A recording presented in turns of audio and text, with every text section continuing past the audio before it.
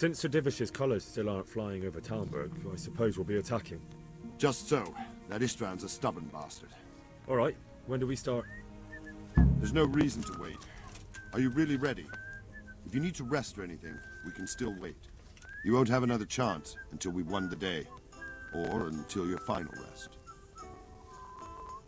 I have to deal with something first. All right, but don't keep us waiting too long.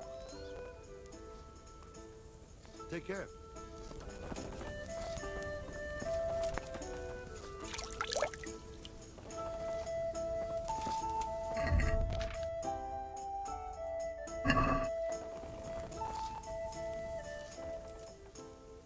Are we prepared to lay siege? There's no reason to wait. You won't have another... I'm ready. Glad to hear it. We're going to attack on two fronts. The north gate and the west wall, which will scale with ladders. The attack will be split into different stages. Taking the outer walls, the inner bailey, and finally the core of the castle and the tower. How are we going to attack the gate? We'll try to do as much damage as we can with the trebuchet first. Kaiser claims he can even hit it directly. Even if that's true, we'll have to charge through a downpour of enemy arrows all the way to the portcullis. Portcullis? Fortunately, it's wooden, so we'll be able to break it down. But dealing with the defense in the bailey won't be easy. And what's the plan for attacking the west wall? First, we have to get men to the wall with ladders, which is no easy matter under fire, so we'll need as many men covering them as possible. As soon as the ladders are in place, our foot soldiers will run up and try to scale the wall. Once a few of them get to the battlements, we should quickly gain the upper hand. How will we take the battlements? Either by scaling the west wall, or our men at the gate will help. If they can break through, that is. And the inner bailey? That will be tough. Even if we get through the gate and into the outer bailey, we're still a long way from victory. The castle is designed so we'll be like hens in a coop to anyone with a bow on the inner battlements. We'll have to either fight our way through, or somehow get around them. What about the living quarters? There, I'm worried most about the hostages. Once we're inside, Istvand will know defeat is inevitable, but we'll still have to fight for each and every room. I think I've heard everything I need to know. Do you want to join the attack on the walls or on the gate? Remember, many of the Skalitz men will follow you. It could make a big difference. I'll help with the attack on the walls. I'm proud of you, Henry. You've changed from an insolent pup into a tough, reliable fighter. And as God is my witness, we will kick those whore sons' arses. A village lad and an old soldier. This man must be shaking in his boots. If he's not shaking, then he doesn't know what he's got coming. Just one last thing, though. No matter how good the plan is, something always gets fucked up. Keep your eyes open and take advantage of every chance. Help your comrades, and don't go rushing in where you're outnumbered. We have to take the castle gradually, one position after another. I'll remember that. Good luck to you, stripling. Good luck to you, old soldier. I'll be with you.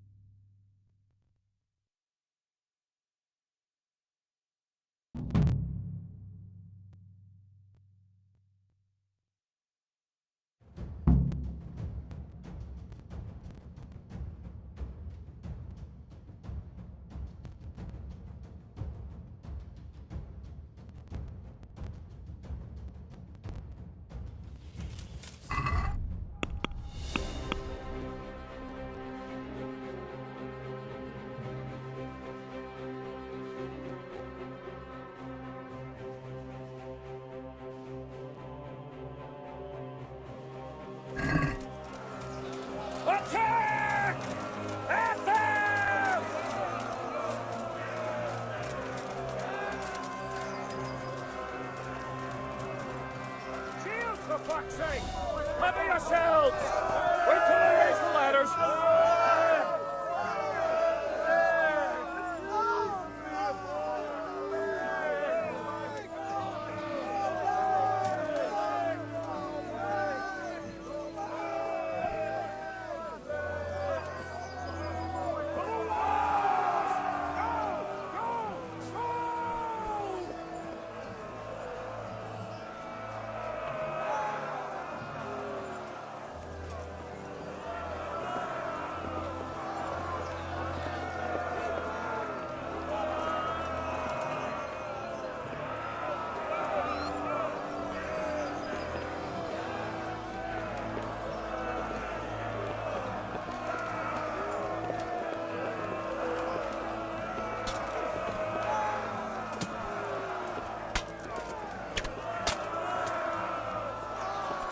Smash them!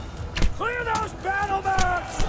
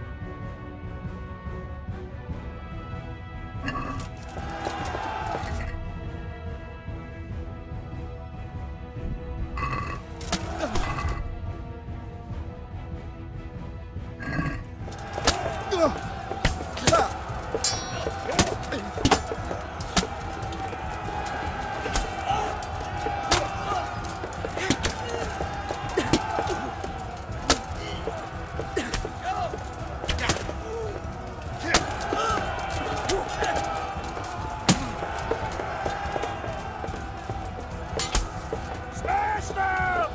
Clear those battle mounts!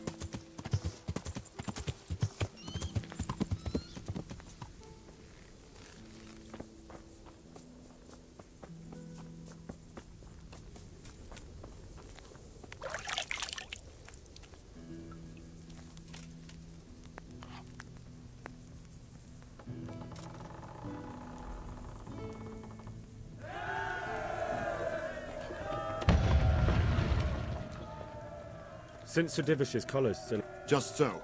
That is... All right. When... There's no reason to... You... I'm ready. We're going... How... And what... First, as... How... And... What... I'm... Keep... Good luck, then.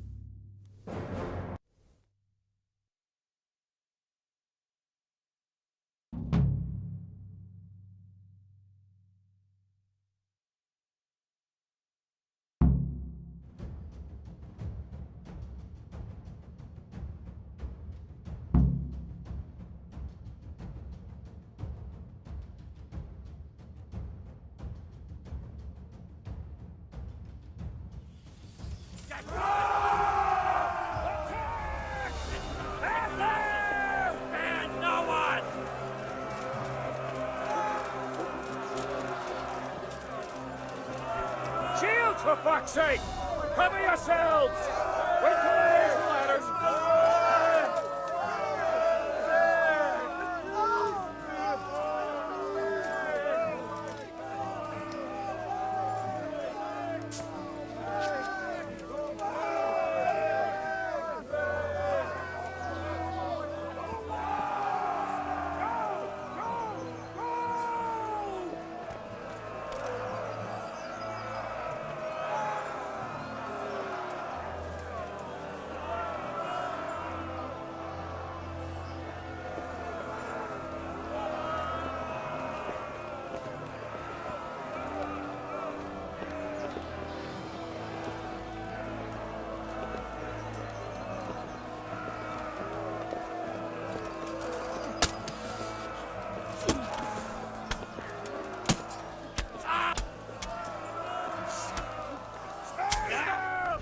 Clear those battlements!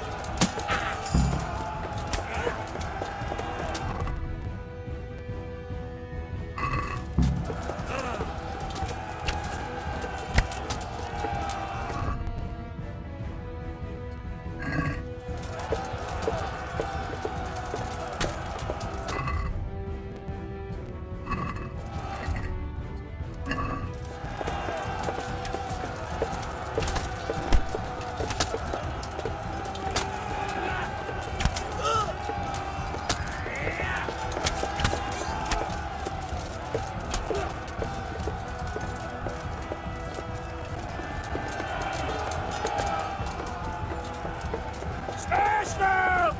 Clear those battlements!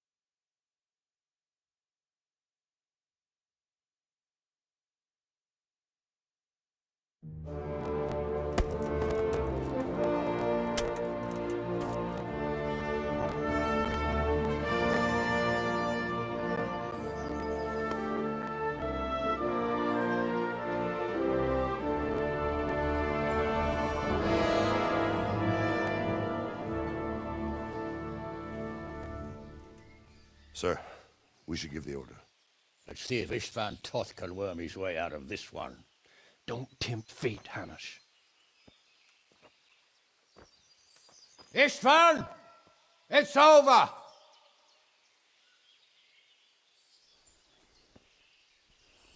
You want us to come and get you? I wouldn't advise that.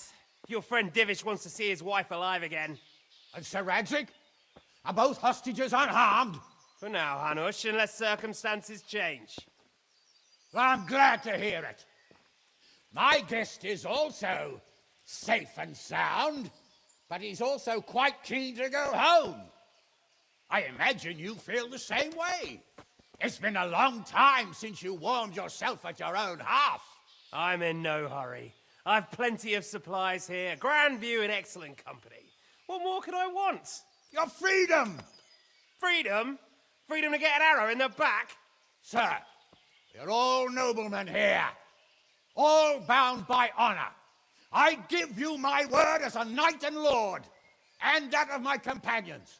If you release Lady Stephanie and Sir Radzig, you may leave the castle with your men and go on your way unharmed.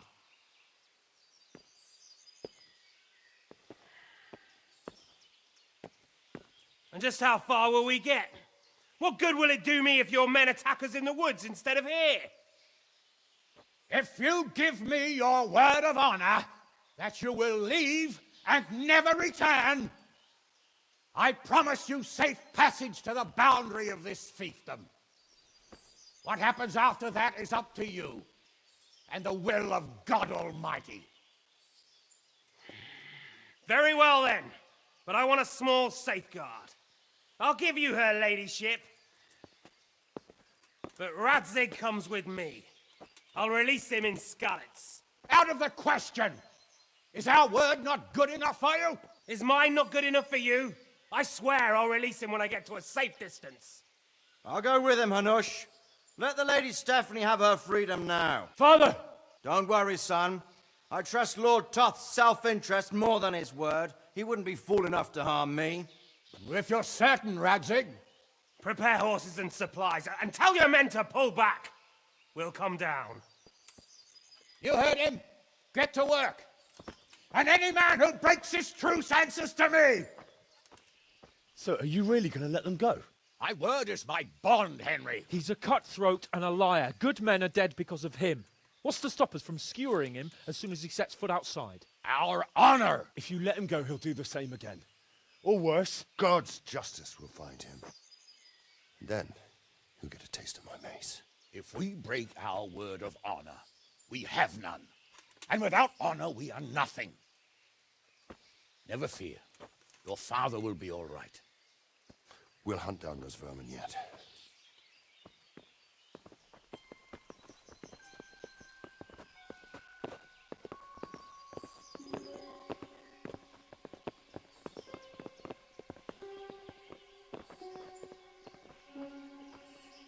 Bring the horses.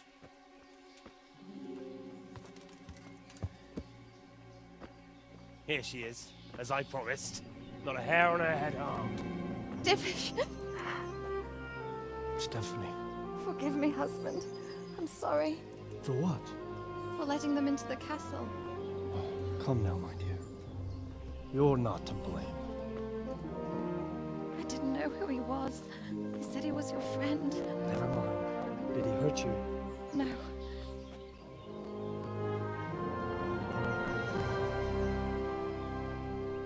I hope your word can be trusted. Certainly more than yours. If everything goes as agreed, I'll set Radzig free in Skalitz. If anyone tries to follow us, I'll kill him. We won't. My apologies for keeping you from your father, but you'll see each other soon enough. Oh, I almost forgot. Your sword. I expect you'll want it back after all the trouble you went to. Actually, you know what? I think I'll keep it. As a memento. This isn't over. I'll find you. I look forward to it. Yeah!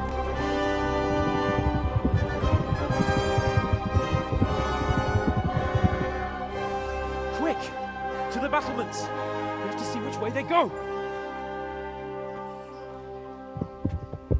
Oh, they really are heading for Scallops. Mount up, Henry. You've heard what he'll do if we follow them. We're not going to follow them. We just have to collect your father. Or do you want him to walk back here when they release him?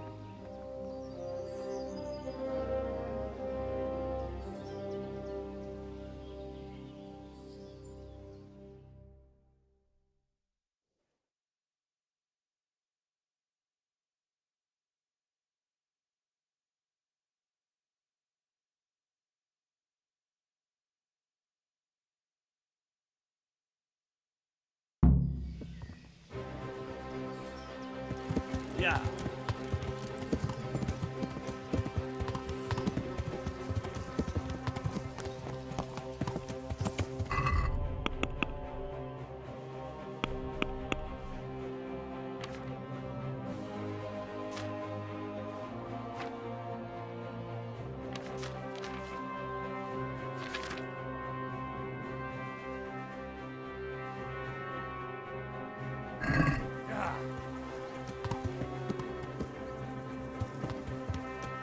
Yeah. Yeah.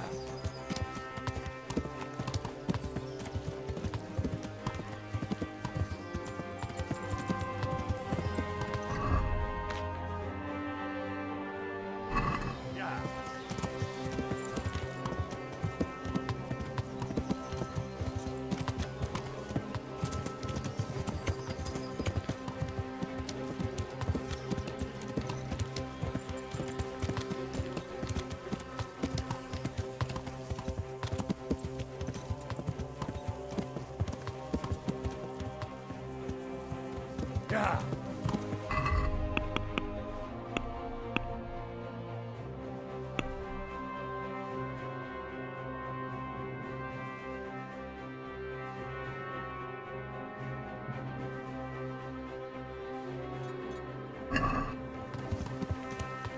Yeah.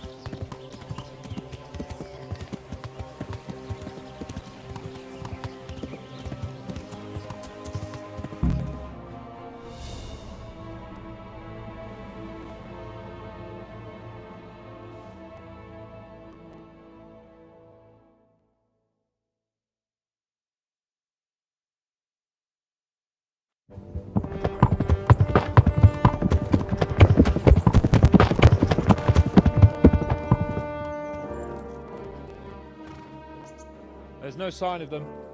Move on.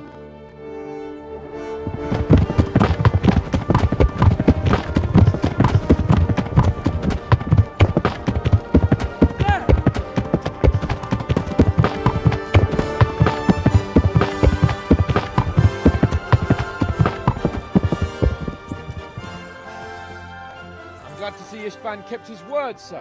Not half as glad as I am, Your Grace. Well, we kept our word too, and now Toth has had his head start and he's fair game. Which way do they go? To the north, but I would be careful, Sir Hans. Fear not, Your Grace. I have twice as many men as he. Well, I won't keep you any longer. I'm sure the two of you have a lot to say to each other. Let's go!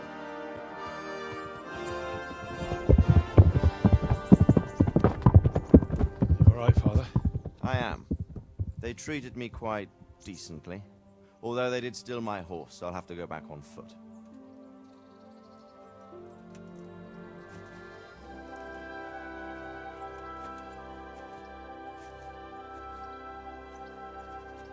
It looks like it's all over. Not by a long shot. It won't be over until we get this mess cleared up. And catch that bastard. How could we let him go? Would you rather we killed him? Even if it meant Lady Stephanie and I died too? No, of course not.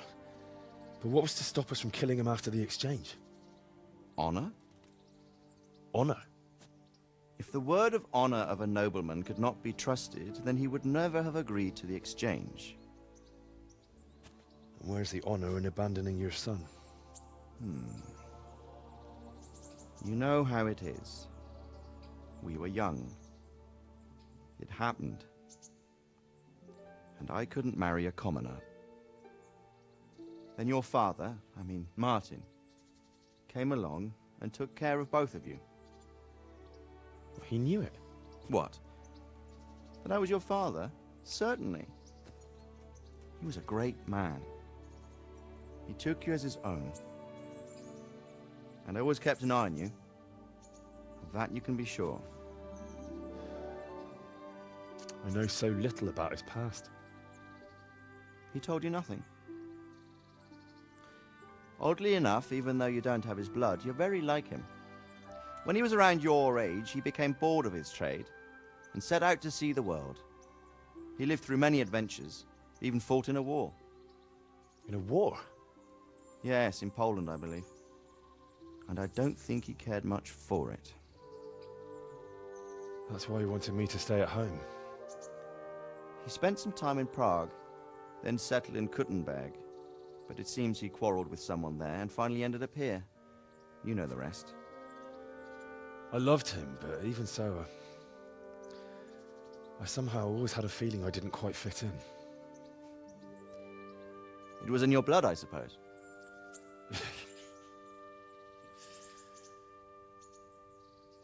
I lost the one thing I had left from him. Your sword. Ah, the sword. It's not my sword. It's yours.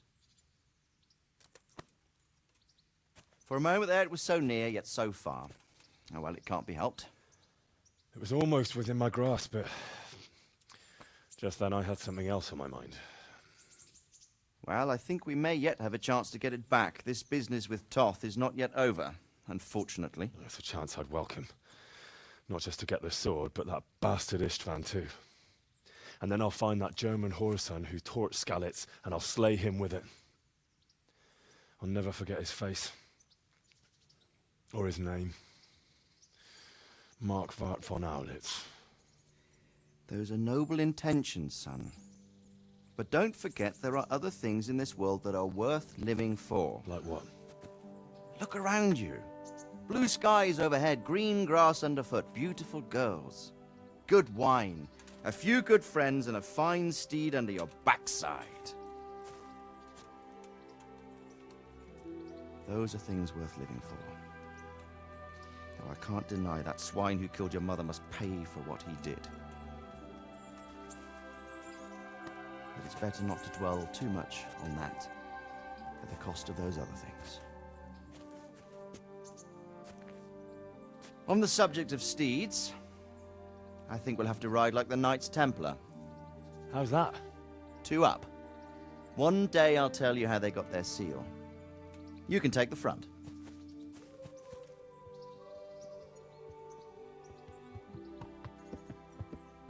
It's like I always imagined it would be, teaching my boy to ride.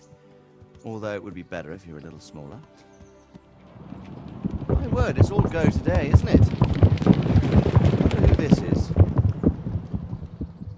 I think I know. It's Margrave Jobst. The king's cousin? I wonder what he wants. I guess we'll find out soon enough.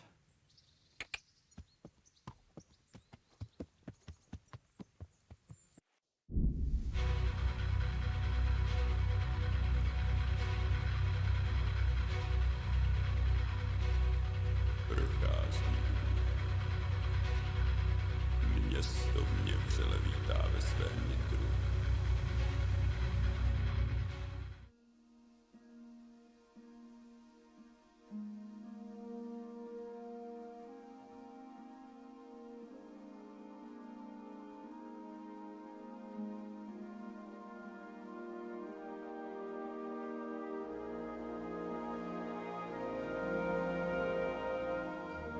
You're doing well, son. father. Come now. You know who sired you. That doesn't matter now.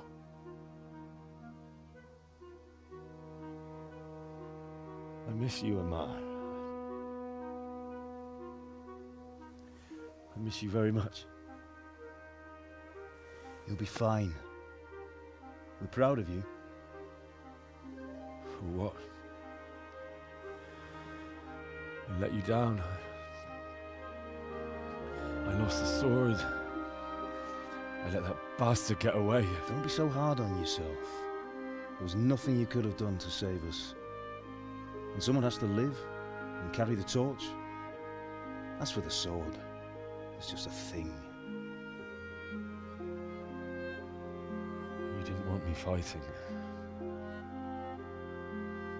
Now look at me. Standing up to evil isn't the same as sowing its seeds. You did what was right.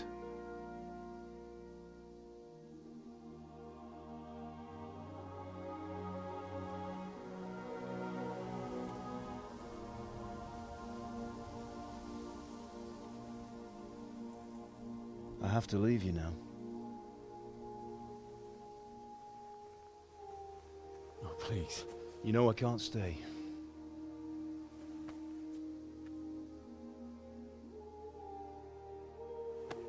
Will I ever see you again? God knows.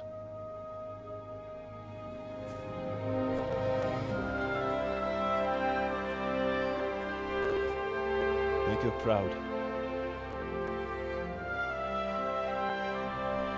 Don't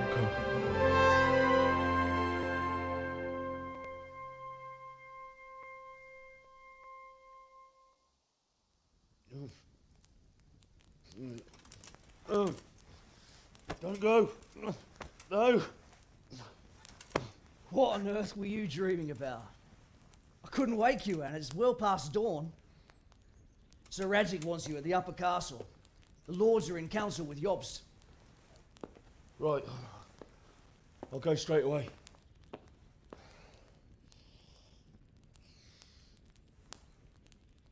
What is it? It's just... I don't know how to address you anymore.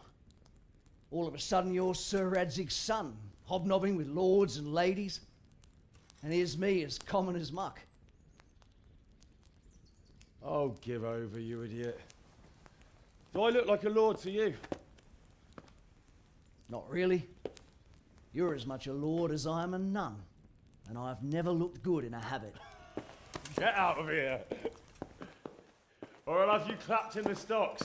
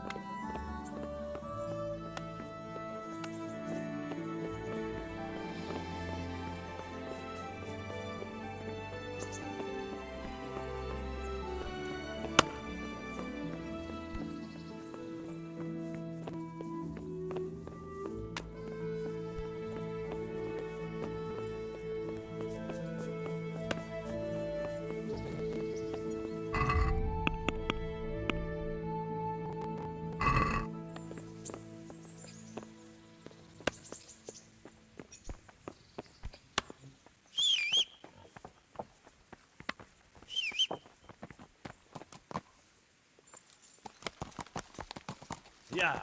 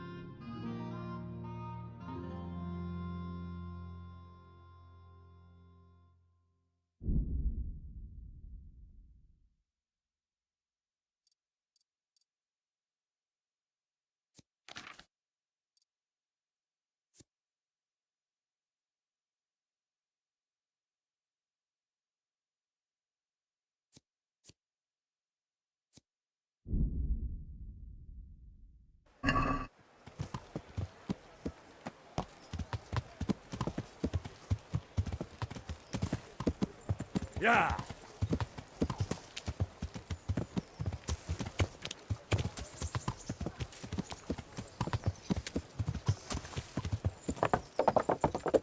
Yeah.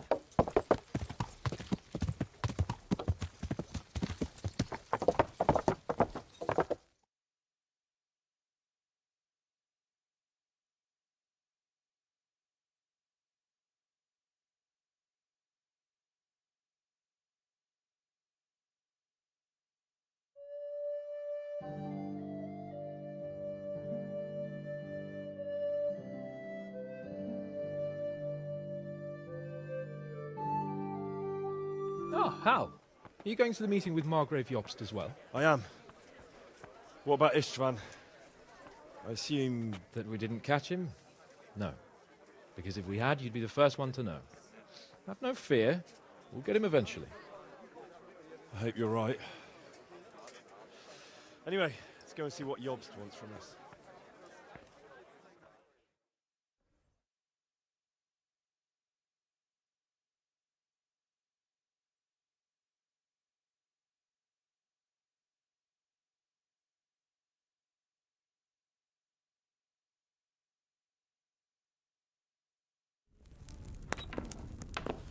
My lords, Christ's blessings on you all. And on you, Lord Capon. And this is my son, Henry.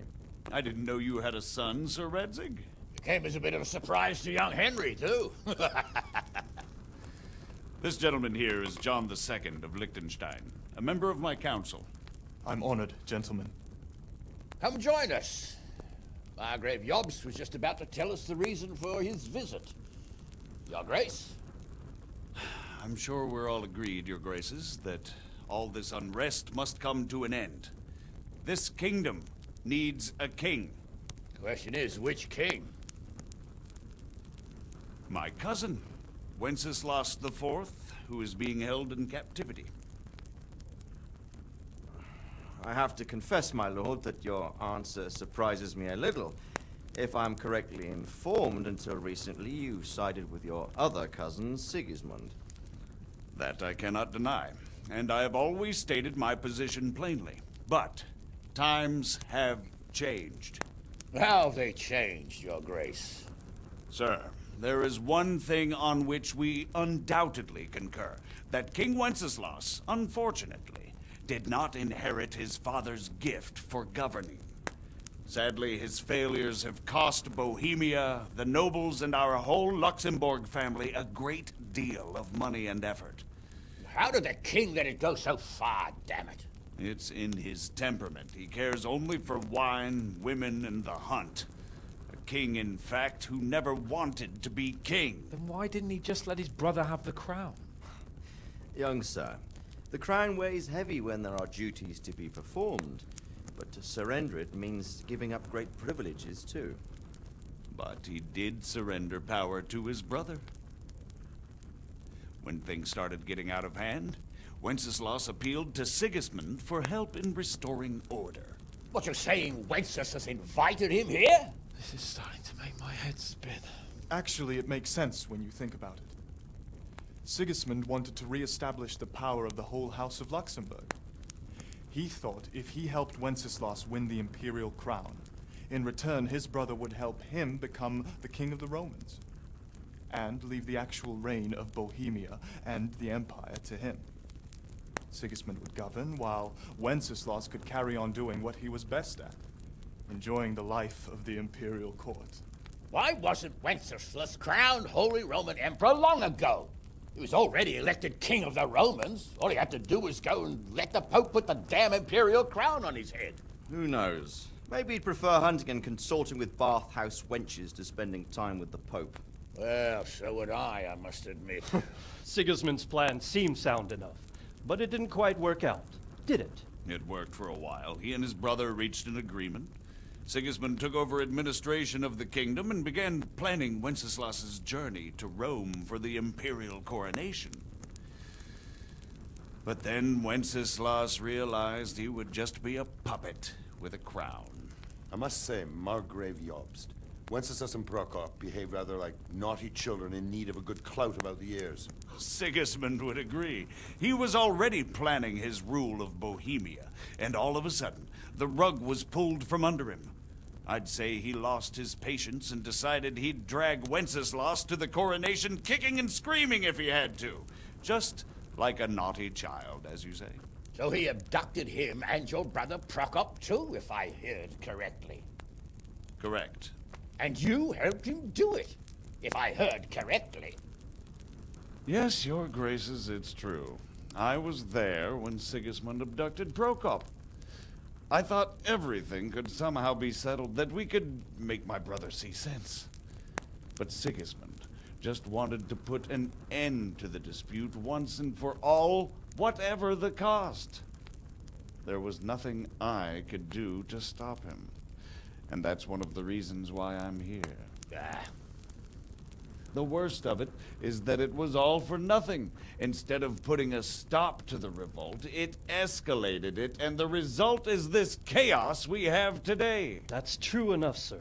But I must admit now, I'm not sure what your position is. The king is incompetent, but we must protect him? The simple truth, gentlemen, is that for all of Wenceslas's faults, we have no one else. So we'll have to make do with his idleness. People like him, though.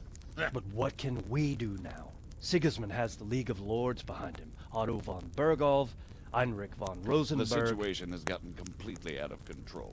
Now even the nobles of the League of Lords are realizing that Sigismund wasn't the right choice. So now Bergholf is on your side. Are we to assemble an army together with him and face Sigismund on the field of battle? We're not in Hungary now. Such affairs may be settled elegantly, without unnecessary hostilities or expenses. I have negotiated an alliance with the Hungarian bishops, the Polish, and of course the Czech nobility, against Sigismund. Every day he is losing the ground under his feet, and that's why I need your help too.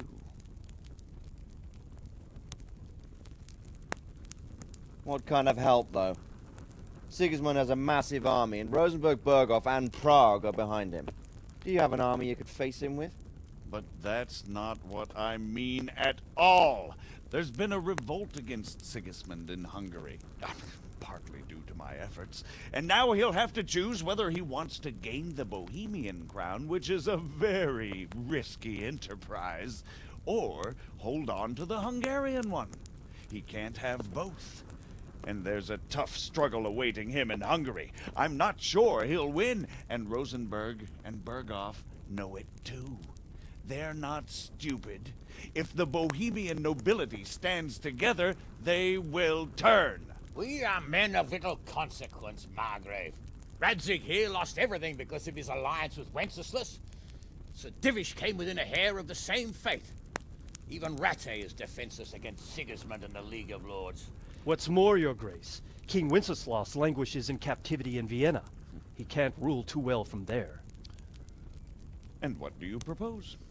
To sit with your arms folded till the Bohemian lands are turned to ashes like Skalitz? We have to put a stop to this senseless war! And do you know, sir, what the true position of the League of Lords is? I'm not on the best of terms with them at this moment, so you'll have to ask them yourselves. Yes. Why not? I'll go and visit Bergov at his castle and we'll see what he tells me. You know, that's not such a bad idea, young sir. True. Though a little risky. I doubt Bergov would harm a blue-blooded envoy. And you can find out what he has to say about developments and what the League of Lords is planning. Then we'll decide what to do next. I'll help you compose a letter to him. I'd like Henry to come with me. Why not? He's proven himself an able investigator, and he'll also be a good bodyguard if anything should happen. And I'll send Sir John here to Kuttenberg to be my eyes and ears there. I believe both your reports will help us get a better grip on the situation. When can you set out? Just as soon as I've packed my things. Excellent. Margrave Jobst and I will draft a letter. Get ready, and we'll meet back here.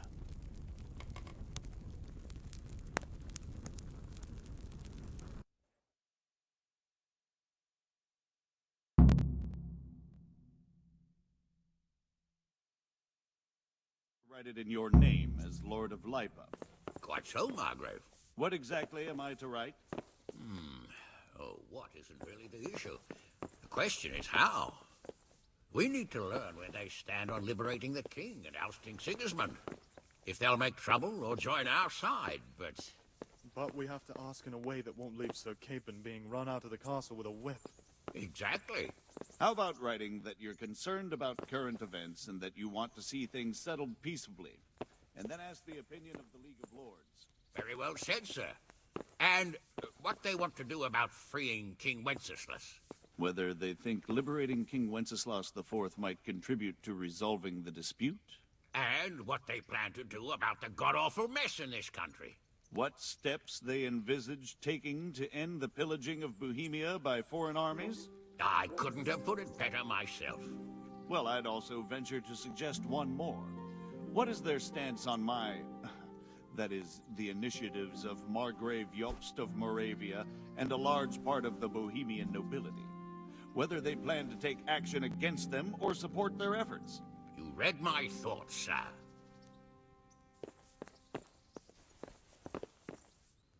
Greetings. What do you need? Good luck, then. So what do you think of it all, Sir Divish?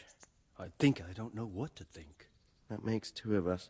If I didn't know anything about Jobst, I'd say he's right and absolutely truthful. But I've heard too much about him already. Likewise. But I do feel he's the one with the best chance to put things right. Well, we'll see what we learn from Bergov. If the League of Lords stands with Sigismund, then our chances pale, in spite of everything Jobst said. We shall see. We shall see. So, it looks like you're off on a mission. Yes, I can't wait. I don't want to dampen your spirits, my boy, but watch out. These are evil times, and who knows what can happen along the way. Not to mention that Bergov is no saint. Don't worry. I know. You've shown you can fend for yourself, but do take care. You'll be travelling as Lord Capon's bodyguard. You'll be there to make sure nothing untoward happens to him. Keep your eyes peeled and your ears wide open. What Bergov tells you is one thing, but what you see may be quite another. Rest assured, Father. And don't get embroiled in anything else. Just hand over the letter, hear out his reply, and return. Yes. Very well. Bergov is at Trotsky Castle. I think you'll find it quite an eye-opener. It's one of the finest castles in the land. It's 3 days' ride from here, so unless you hit a snag along the way, you'll be back soon enough. Any questions? I'm getting a bit lost in the Luxembourg lineage. It all seems a bit too tangled. The Luxembourgs have ruled the Empire and Bohemia for almost 100 years now. Emperor Charles brought this land to prominence. When he was in power, things had never been so good. Wenceslas and Sigismund are his sons, but by different mothers. Jobst and Prokop are their cousins. They were entrusted with governing Moravia. But instead, they've been in a bitter armed feud for years, and now Sigismund's fallen out with Wenceslas.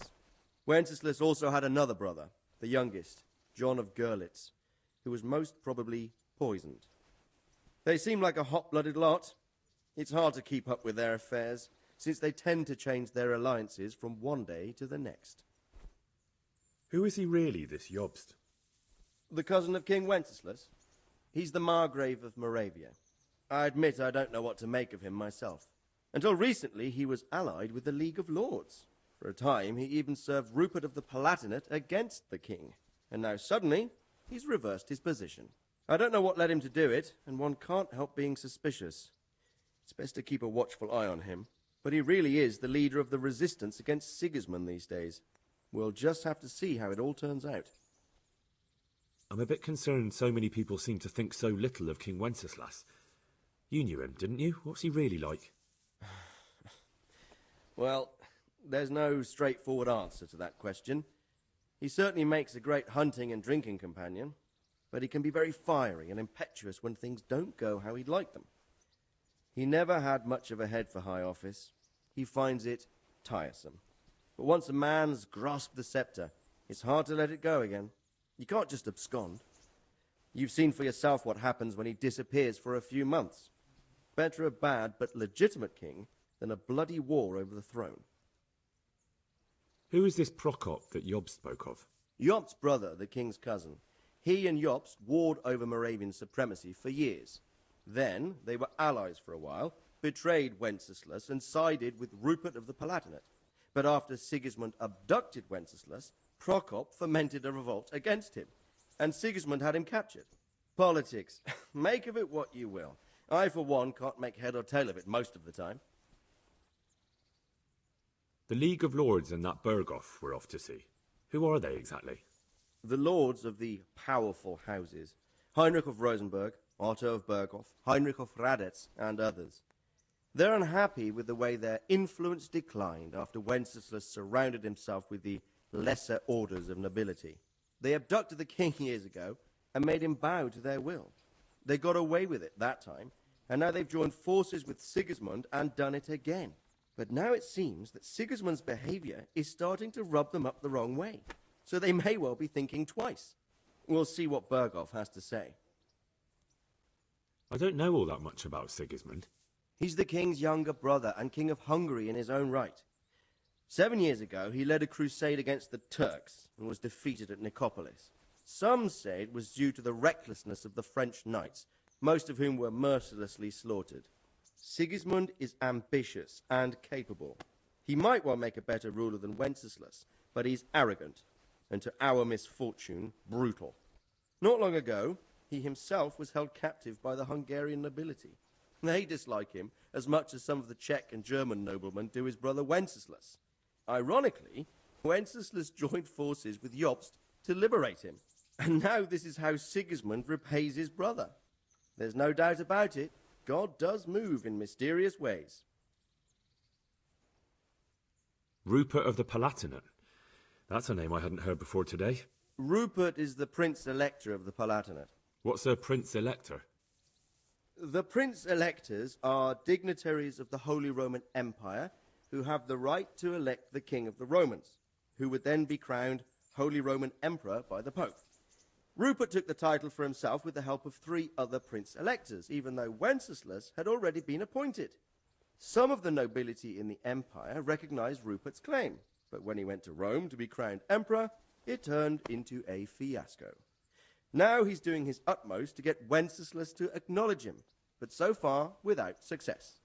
So, now we have 2 kings of the Romans. Jobst sided with Sigismund for a while, but now he's switched allegiance. He seems to do that quite a lot. That young man, Sir John of Liechtenstein. Why is he here? The Liechtensteins are a powerful Austrian family with estates in Austria and Moravia. Sir John sits on Jobst's council. Since the king's being held captive in Vienna, I suppose it makes sense to have a powerful Austrian house as allies. It could be very useful.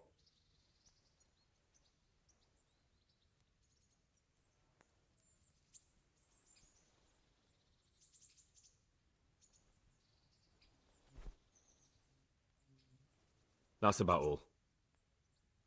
Very well. Take the letter from Sir Hanush. And good luck, son. That's about all.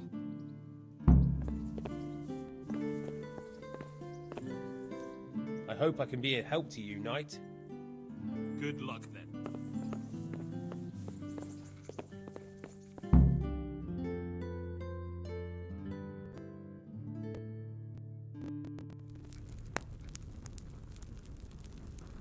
I believe we have written it well, gentlemen. Without a doubt. No one could deduce from this whether we are Sigismund's allies or foes. I must travel back to Brno now, but soon I will go to Brandenburg and I will stop here on the way back. By then, Sir Capon should be back and we can discuss how to proceed. Right. Before you leave, my lord, there is one thing that gives me no rest. Why did Sigismund come as a foe? It makes no sense. If I may, sir, I think I can explain. Oh, please enlighten us, young sir. I live not far from Hungary, where Sigismund reigns. It is a savage country, and the constant war with the Turks has hardened the people. They need a monarch with an iron hand. So when Sigismund felt the wind of revolt, he reacted as he would at home. Only what works on the Hungarian nobles does not work here in Bohemia. Bringing order is one thing, but slaughtering and pillaging with a horde of barbarians quite another. What purpose does that serve? But Sigismund did give the Bohemian nobles a chance to take his side. It was only when they refused his ultimatum that he lost patience and took to the sword. As for the barbarians, he could afford nothing better. The Hungarian nobility would gain nothing from joining his campaign in Bohemia. He didn't have enough coin for a regular army, and so he recruited the Cumans. What he does not pay them, they make up for in plunder. But in the end, he didn't have enough to even satisfy the Cumans. That's why he raided Gutenberg and Skalitz. He wanted the silver. That makes sense. My lords, how's the letter coming along? It's done. Then we can be on our way. Now remember what we said, boy. All you have to do is deliver the letter, listen to the answer, and come back here. Don't provoke Berghoff in any way. Provoke? Me? Never, Uncle. We'll be back in a few days. Farewell, your graces. Come, Henry, my men are waiting. I wish you Godspeed.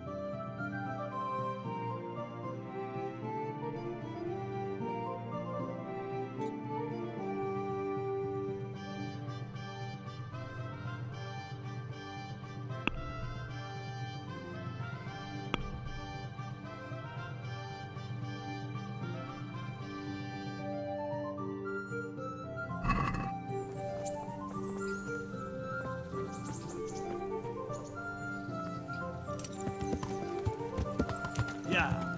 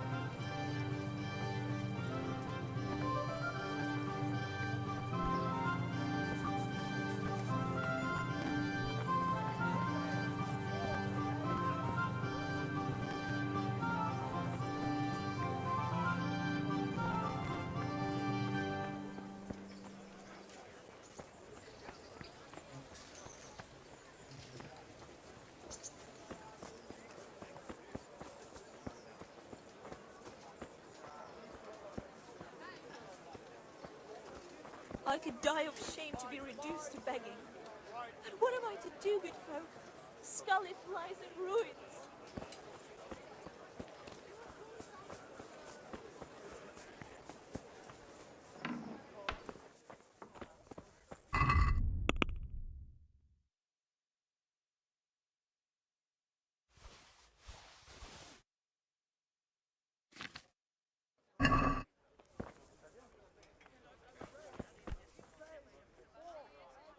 God save you, good night. What can I do for you? God be with you.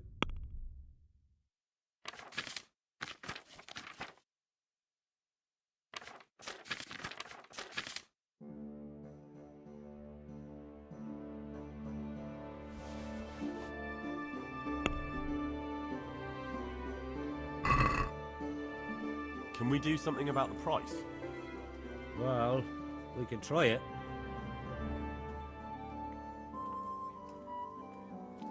Satisfied? That sounds pretty interesting. A little less and I'll be satisfied. All right, so.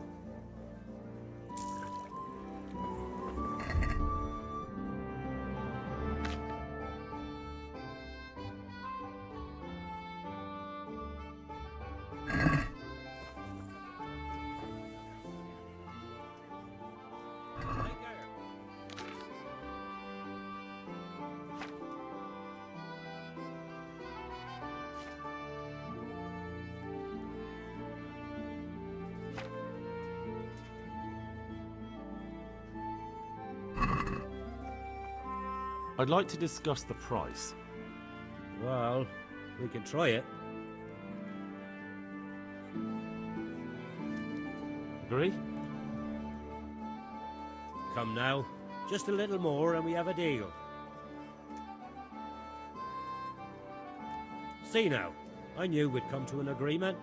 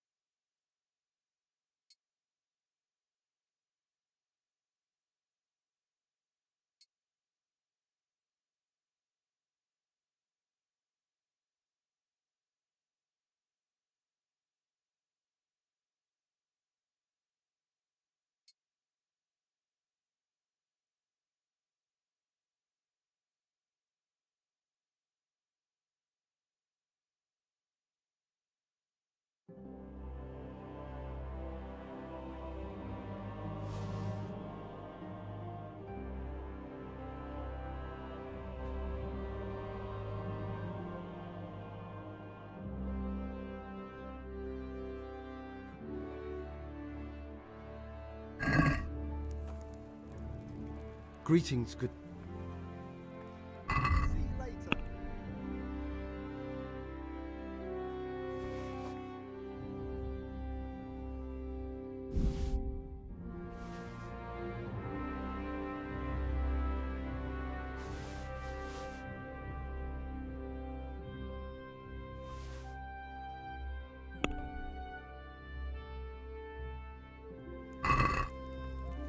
I'd like to discuss the price. Well, we can try it.